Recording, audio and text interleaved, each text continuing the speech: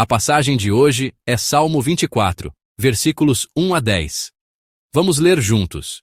Do Senhor é a terra e a sua plenitude, o mundo e aqueles que nele habitam. Porque ele afundou sobre os mares e afirmou sobre os rios. Quem subirá ao monte do Senhor, ou quem estará no seu lugar santo? Aquele que é limpo de mãos e puro de coração, que não entrega a sua alma à vaidade, nem jura enganosamente. Este receberá a bênção do Senhor e a justiça do Deus da sua salvação. Esta é a geração daqueles que buscam a tua face, ó Deus de Jacó. Selá.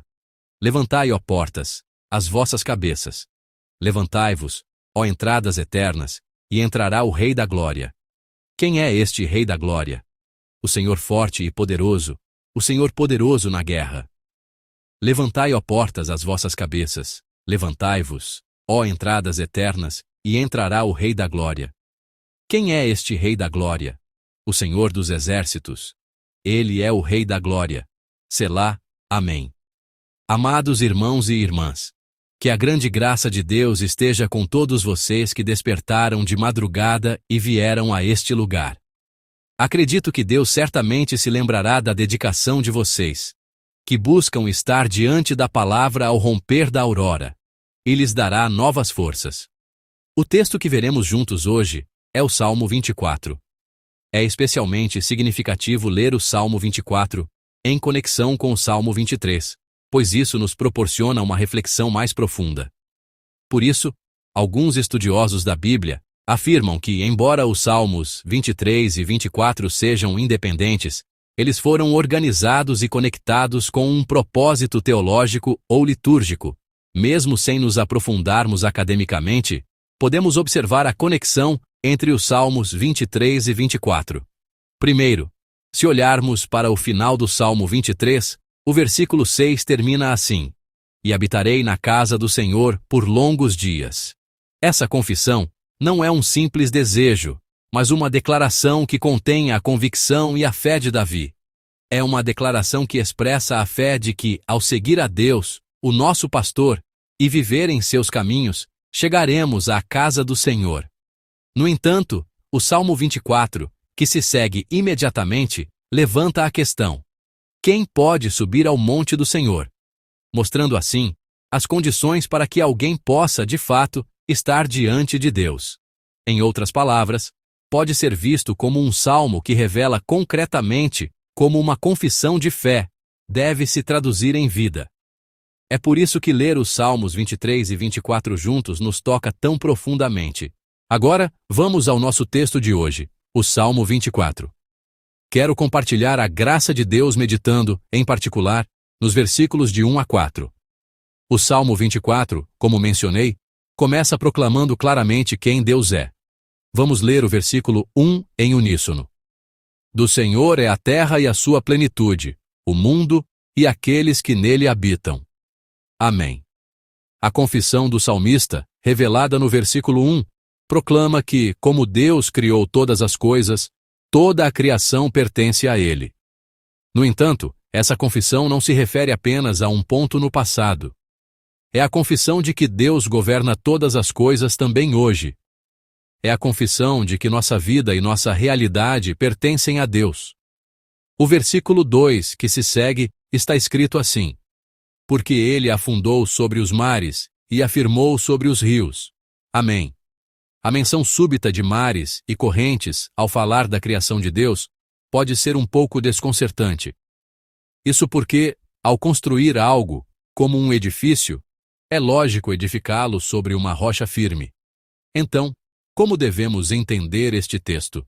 Primeiro, para compreendê-lo, é necessário entender o que o mar e o rio significavam no mundo da época em que este salmo foi escrito. Para os povos do antigo Oriente Próximo, o mar ou o rio não eram apenas elementos da natureza, mas representavam as forças do caos, incontroláveis pelo homem. A tempestade imprevisível, o abismo de profundidade desconhecida e as ondas que ameaçavam a vida eram símbolos da instabilidade que abalava a vida das pessoas daquela época. Mas é precisamente sobre esse caos que o salmista proclama que Deus estabeleceu os fundamentos da terra. Essa imagem é de fato difícil de entender, pois, embora seja óbvio que uma casa deva ser construída sobre uma rocha firme para não ser abalada, o texto diz que a terra foi firmada sobre as águas. Isso pode ser visto como uma confissão intencional do salmista. É uma declaração de que o centro do mundo não é o caos, mas Deus. Ainda que, a nossos olhos, o medo nos abale, como o mar e os rios, e tudo pareça incerto, o versículo 2 expressa a confissão de fé de que Deus governa todas as situações. Mas há algo importante aqui. Quanto mais a soberania de Deus é revelada pelo salmista, quanto mais a confissão de que Deus estabeleceu os fundamentos em meio às dificuldades se manifesta, mais clara se torna a nossa condição como seres humanos. Por isso, naturalmente, surge a seguinte pergunta. Versículo 3. Vamos ler em uníssono. Quem subirá ao monte do Senhor, ou quem estará no seu lugar santo? Amém. Essa pergunta não é simplesmente sobre as qualificações para entrar no templo. Se foi proclamado que Deus é o soberano absoluto, maior que o caos, e que tudo no mundo lhe pertence, o versículo 3 pergunta: quem pode estar diante dele? O versículo 3 expressa a reação perfeitamente natural da criatura humana ao se aproximar do Deus que criou e governa todas as coisas. A essa pergunta, o salmista responde da seguinte forma. É o versículo 4. Vamos lê-lo mais uma vez em uníssono. Aquele que é limpo de mãos e puro de coração, que não entrega a sua alma à vaidade, nem jura enganosamente. Amém. Sobre a pessoa que pode se aproximar de Deus, que pode entrar na casa do Senhor, o salmista responde assim: aquele que tem mãos limpas e coração puro, que não entrega sua alma a coisas vãs, nem faz juramentos falsos. Primeiro, as mãos e o coração mencionados no texto têm um significado profundo. As mãos representam as ações externas, a vida visível. O coração, por sua vez, representa o nosso íntimo, o nosso ser interior. Mas o ponto central não é a distinção entre nosso interior e exterior, e sim a qualidade que ambos devem ter: ser limpos e puros.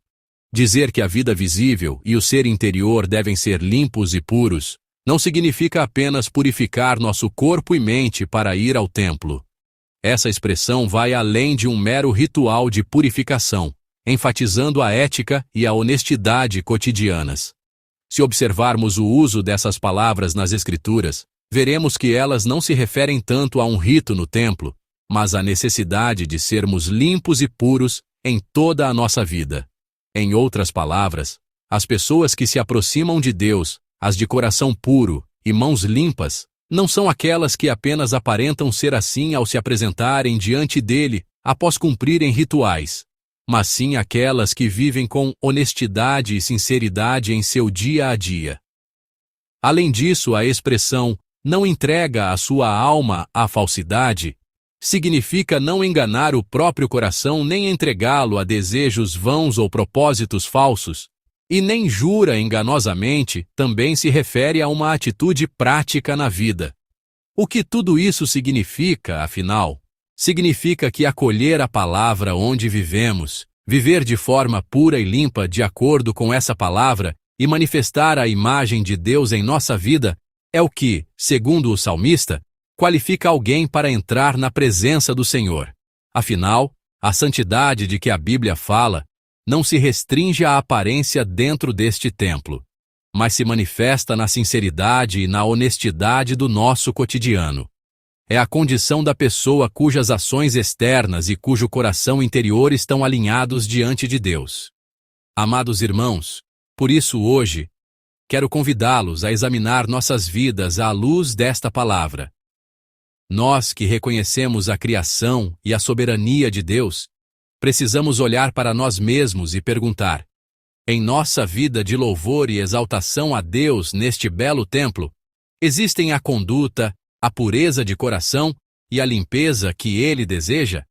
Diante da palavra de hoje, reflitamos se, ao dizermos que caminhamos em direção à casa do Senhor, a santidade realmente nos acompanha em nosso dia a dia. e se percebermos que não, que possamos nos voltar mais uma vez para a palavra de Deus e nos comprometer a viver essa santidade. Resumindo a mensagem de hoje. Amados, através do Salmo 24, o salmista nos fez uma pergunta importante. Quem pode subir ao monte do Senhor? Quem pode estar no seu lugar santo? A essa pergunta, o salmista nos deu a resposta. Não é a pessoa com muito zelo religioso. Não é a pessoa que é limpa apenas dentro deste templo, mas a pessoa que vive com honestidade e fidelidade em seu dia a dia. É a pessoa que, tanto no que é visto pelos outros quanto no que só Deus vê, vive consciente do Senhor e reconhece a sua soberania. O salmista nos assegura que a essa pessoa o Senhor abençoará. Nesta madrugada, ao refletirmos sobre nossa vida, se houver alguma área que seja diferente da postura que temos aqui no templo, que seja uma madrugada para nos aproximarmos honestamente do Senhor e tomarmos uma nova decisão. Que hoje sejamos pessoas que escolhem a honestidade e a fidelidade, decidindo que nossas ações e nosso coração se voltarão para Deus. Quando caminharmos assim, creio que Deus guiará a vida daqueles que se apegam a essa decisão, suprirá a graça necessária e trará paz às nossas vidas. Que todos nós possamos avançar com essa fé. Que o Senhor abençoe a todos. Amém.